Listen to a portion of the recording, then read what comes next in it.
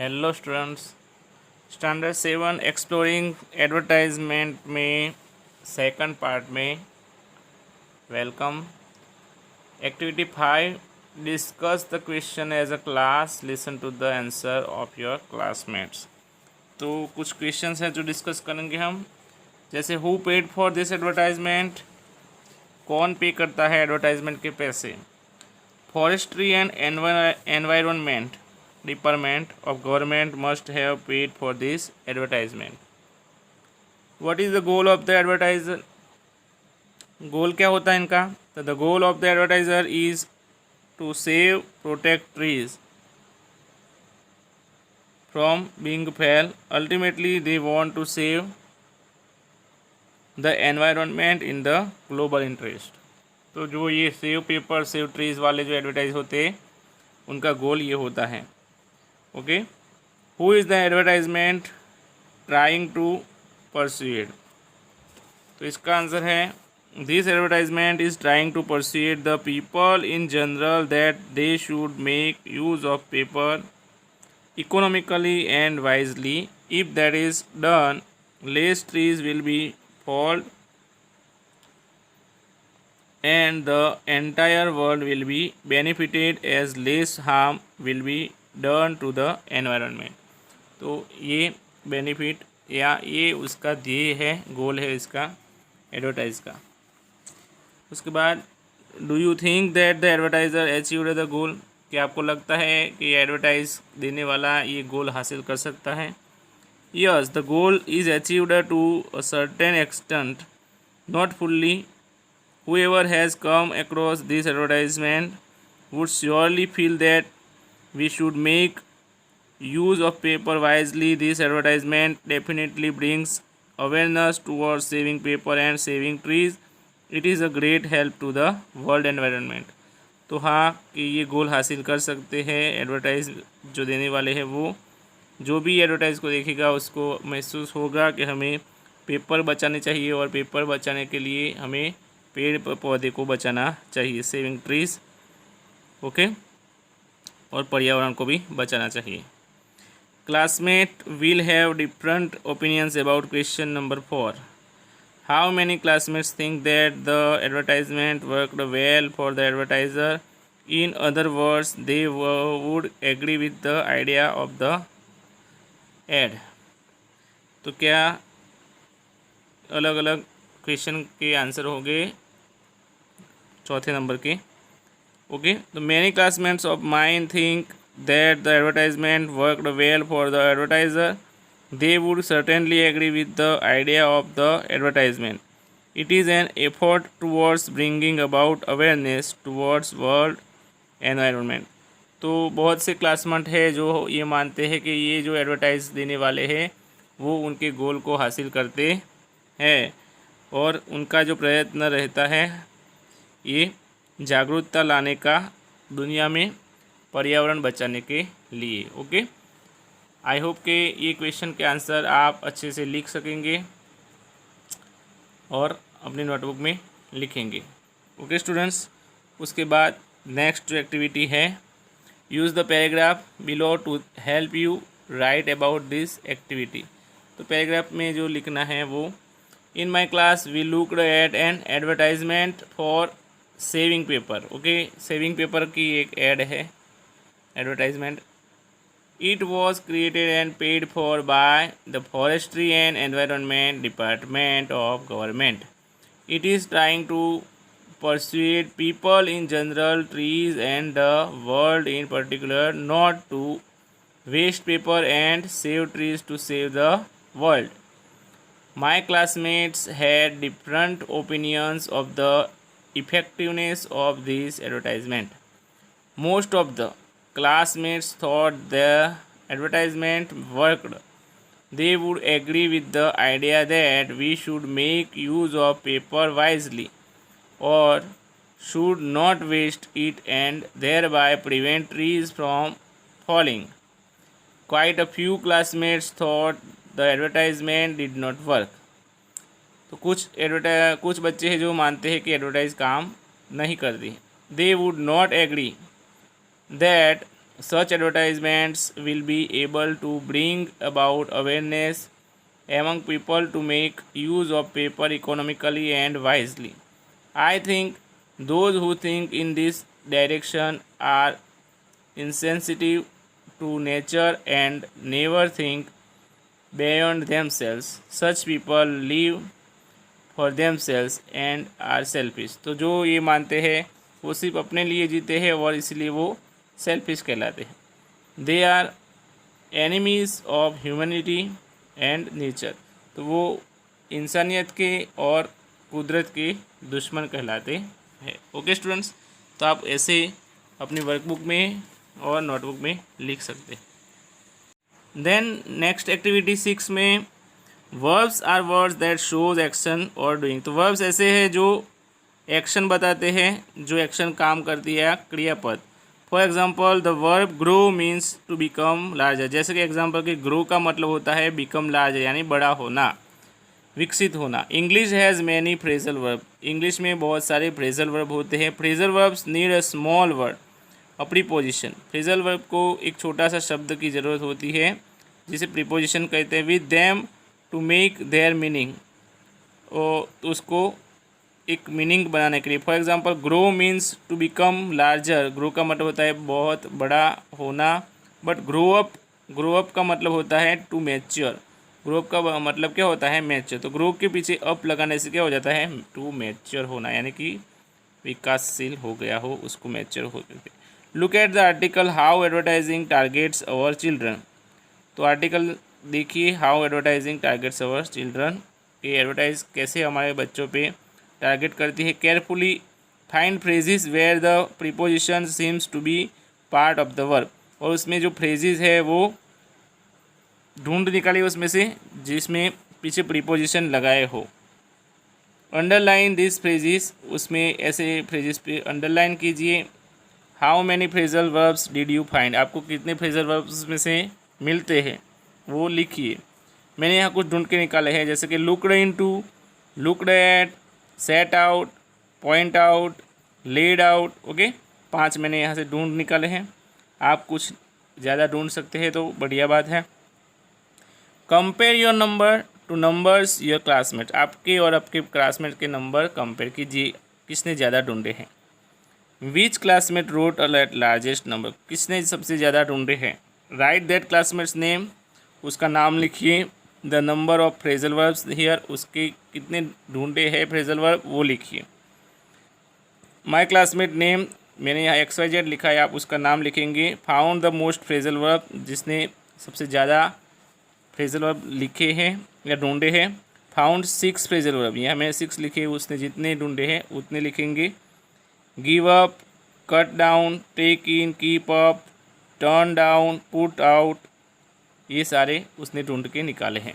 Okay, then उसके बाद look carefully at the phrasal verb, उसको ध्यान से देखो जिसने आपके क्लासमेट ने फाउंड किए। Do you agree that they are all correct. आप मानते हो कि ये सारे फ्रेजल वर्ब करेक्ट है। Which phrasal verbs did your classmate find that you missed. आपने ढूंढे हैं उसमें कौन से मिस हो गए जो आपके फ्रेंड ने ढूंढे हैं। राइट देम हियर, उसको आपको नीचे की जो ब्लैंक्स लाइन ड्रॉ की है उसमें लिखने हैं। If you found the most phrasal verbs in your class, अगर आपने सबसे ज़्यादा ढूंढे हैं देन कॉन्ग्रेचुलेशन, आपको अभिनंदन है कि आपने सबसे ज़्यादा फ्रेजल वर्ब ढूंढे। Help your classmate understand all the phrasal verbs in the article. आपने आर्टिकल में से सबसे ज़्यादा ढूंढे हैं तो सबको मदद कीजिए। लुक इनटू, इसका मतलब होता है एग्जामिन। लुक एट, इसका मतलब होता है सी एट। सी आउट का मतलब होता है गिव डिटेल्स। पॉइंट आउट का मतलब होता है मेंशन। लीड आउट का मतलब होता है टू अरेंज। गिव अप का मतलब होता है एबैंडन। कट डाउन का मतलब होता है लेसन, यानी कि काट देना। टेक इन का मतलब होता है अंडरस्टैंड। कीप अप का मतलब होता है मेंटेन करना, कंटिन्यू करना। टर्न डाउन का मतलब होता है रिफ्यूज़ एन ऑफर और रिक्वेस्ट करना। पुट आउट का मतलब होता है डिस्प्ले या फॉरवर्ड करना। ओके, तो ये सारे फ्रेजल वर्ब मैंने यहाँ ढूंढे हैं। आप मेरे से ज़्यादा अगर ढूंढ सकते हैं तो अच्छी बात है। Okay, keep it your try. So student, उसके बाद activity 7, parents need to take care of. ये भी एक तरह का क्या है, जो फ्रेजल वर्ब जैसा, तो उसमें नीचे के phrasal verb look at, look for और look after. Take care of का मतलब होता है ध्यान रखना, देखभाल करना। तो क्या आएगा answer? Look after their children. Parents क्या करते हैं? टेक केयर ऑफ यानी कि लुक आफ्टर करते हैं, देखभाल करते हैं। सेकंड है my son says he will stop. Stop यानी कि रोकना। टेलिंग लाइज बंद कर दिया है, वो क्या करेगा? बंद कर देगा। तो गिव अप यानी कि छोड़ देगा। क्या कर देगा? छोड़ देगा, गिव अप कर देगा। थर्ड नंबर है I will call the shop to discover यानी कि ढूंढना होता है the price of the product. तो फाइंड आउट करना, डिस्कवर करना मतलब फाइंड आउट करना होता है फ्रेजल वर्ब। फोर्थ नंबर है यू मस्ट रिटर्न। रिटर्न करना यानी वापस करना the library books after reading. पढ़ने के बाद वापस करना होता है। तो गिव बैक, ये भी फ्रेजल वर्ब है, गिव बैक करना। ओके, तो रिटर्न का मतलब गिव बैक करना। Now you try to be the teacher, choose one of the phrasal verb from your list in the activity one phrasal verbs and write a fill in the blank question like the one above. Give your fill in the blank to a classmate to try out some of the questions that your classmate made.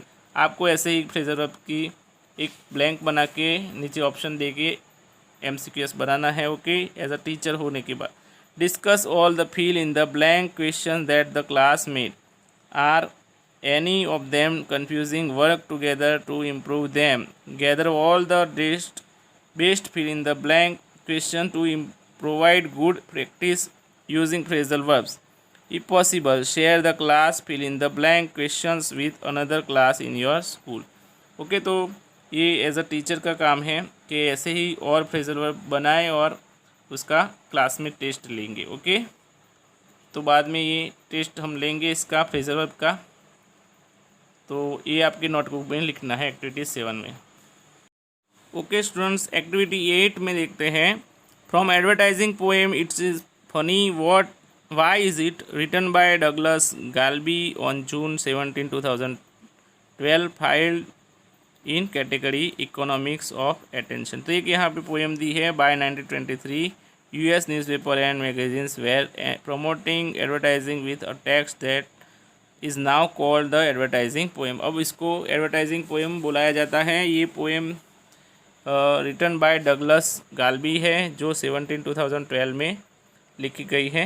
Okay, why is it a man wakes up after sleeping under an advertised blanket on an advertised mattress, pulls off advertised pyjamas, baths in an advertised shower, shaves with an advertised razor, brushes his teeth with advertised toothpaste, washes with advertised soap, puts on advertised clothes, drinks a cup of advertised coffee, drives to work in an advertised car, and then refuses to advertise, believing it doesn't pay. Later, when business is poor, he advertises it for sale. Why is it?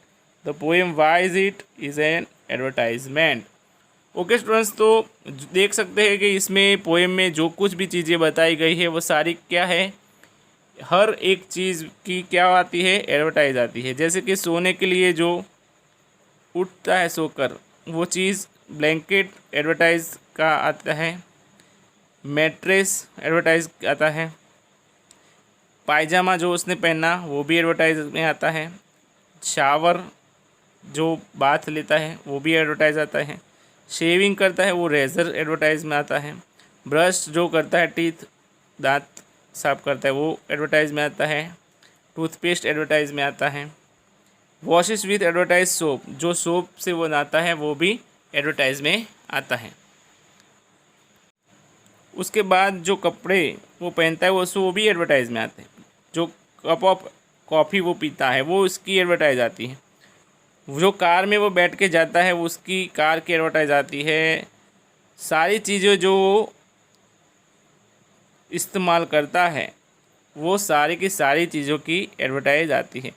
तो यहाँ जो poem बताई गई है वो poem में जो भी चीज़ें जो पोएट इस्तेमाल करता है वो सारी की सारी चीज़ों की क्या आती है? एडवर्टाइज। तो he advertises it for sale. Why is it the poem, why is it is an advertisement, बताता है कि ये सारी चीज़ें क्यों हैं। तो इज़ एन एडवर्टाइजमेंट, तो एडवर्टाइज के लिए है। ओके, तो इसके क्वेश्चन आंसर है, वो क्वेश्चन आंसर देखते हैं। सो सबसे पहला क्वेश्चन है, who paid for created this advertisement, कौन पेड करता है? Those who felt that there is a great uproar, any opposition against advertisements. People talk about the bad or adverse effects of advertisements. Then the promoters of advertisement paid for or created this advertisement poem. Okay, what is the goal of the advertiser? उसका गोल क्या होता है? तो the goal of the advertiser is to react strongly to those who are against advertising. The advertiser wants to convey through this poem that when people use all the advertised things from the moment they get up from their bed till they're going to bed, then why do they abuse advertisements and their influence on them? तो सुबह जागते हैं तब से रात को फिर से सो जाते हैं, सारी चीज़ें वो एडवर्टाइज में आती है वो यूज़ करते हैं। तो फिर क्यों पीपल, जो लोग हैं, वो एडवर्टाइज का ओपोज करते हैं? Who is this advertisement poem trying to persuade?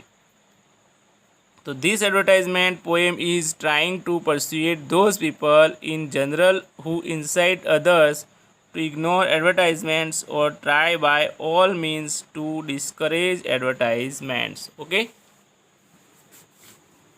तो ये क्वेश्चन के आंसर आप लिख सकते हैं। सो स्टूडेंट्स, एक्टिविटी 9 में work with a partner or a group to create an advertisement. आपको पार्टनर के साथ मिलके एक एडवर्टाइज बनानी है। ओके, ये आपके फ्रेंड के साथ मिलके कोई एक चीज़ के ऊपर आपको क्या करना है, कोई एक एडवर्टाइज बनानी है। ये ज़्यादा थोड़ा टफ लगेगा आपको, लेकिन इतना भी टफ नहीं है।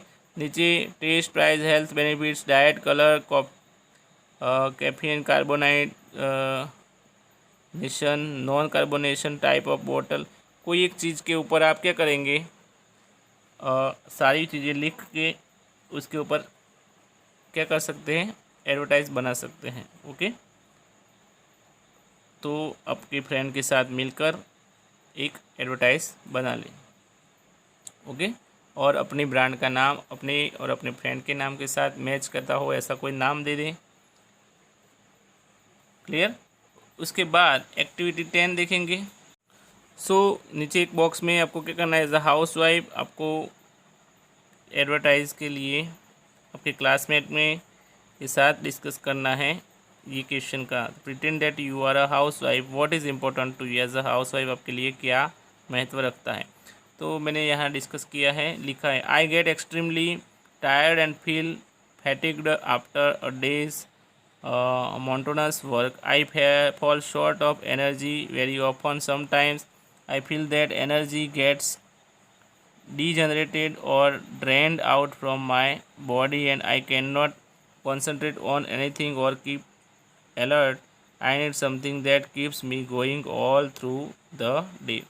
तो मैं बहुत सारा काम करने के बाद क्या हो जाता है, मुझे बहुत थकान लगती है और बहुत कम एनर्जी रहती है। Sometimes I feel that energy gets degenerated और drained out from my body, मेरे शरीर में से क्या हो जाता है,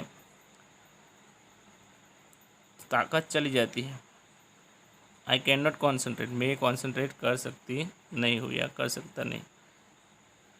नहीं सकती। और keep alert, I need something that keeps my going, मुझे कुछ चीज़ चाहिए जो मेरे अंदर ताजगी बढ़ सके और मुझे काम करने में सहायता कर सके, यानी कि ताजगी भरे, ताकत दिलवाए। ओके, तो आप भी कुछ ऐसा लिख सकते हैं अब आपके लिए। तो डिस्कस करें पेयर में अपने फ्रेंड के साथ और ऐसा कुछ लिखें। तो एज अ क्लासमेट के साथ, ओके, जैसा मैंने यहाँ लिखा है। Then discuss the importance of the following qualities in a soft drink. तो सॉफ्ट ड्रिंक के अंदर जो नीचे क्वालिटी होती है उसके बारे में डिस्कस करें। Rank them in order to importance, उसकी इम्पोर्टेंस के आधार पे आपको रैंक देना है। 1 being the most importance and 10 being least importance. Okay, सबसे ज़्यादा इम्पोर्टेंस को पहला नंबर और सबसे कम इम्पोर्टेंस को लास्ट नंबर देना है। रैंक नंबर 1 में taste quality. Okay, second number देना है किसको, प्राइस को, importance. Third number health benefits. Fourth number colour को। Fifth number type of bottle. 6 number diet. 7 number carbonation. 8 number non carbonation. 9 number caffeine. Okay, तो यहाँ आप ऐसे नंबर दे सकते हैं as you like. You have to mention your own number. आपको अपनी तरफ से नंबर देने हैं, जैसे मैंने दिए हैं ऐसे ही नहीं, आपको अपनी तरफ से नंबर देने हैं। ओके, अदर नंबर एक और कोई नंबर देना है। 10 नंबर तो पॉपुलैरिटी, क्या देंगे, पॉपुलैरिटी, उसकी टीआरपी कैसी है, लोगों में वो फेमस है कि नहीं है। ओके, उसके बाद use one of the ads presented by another group of classmate to answer the following question. नीचे के आंसर देना है क्वेश्चन का। What did your classmate say is important about that drink. आपके क्लासमेट उनके ड्रिंक के बारे में क्या कहते हैं। टेस्ट उसका कैसा होता है, ऑसम। प्राइस तो कॉम्पिटेंट होती है। Bottle very nice. Carbonised, naturally helps, indigestion, good to consume it along with food. Okay, तो ये सब उसकी क्वालिटी है, उसके किसकी, आपके क्लासमेट के बारे में, उसकी ड्रिंक के बारे में, हेल्थ ड्रिंक के बारे में है। ओके, और चलो, did the advertiser understand what is important to you as a housewife. Would you and your partner buy the drink sold by your classmates, why or why not. ये question as a homework मैं आपको दे रहा हूँ। Okay, आपको ये अपनी workbook में और नोटबुक में खुद लिखना है। ओके स्टूडेंट्स, आई होप कि आप ये टेक्स्ट बुक में लिखेंगे। आज का ये लेसन हमारा यहाँ ख़त्म होता है। आप नोटबुक में सारी एक्टिविटी करेंगे फिनिश। Okay, thank you.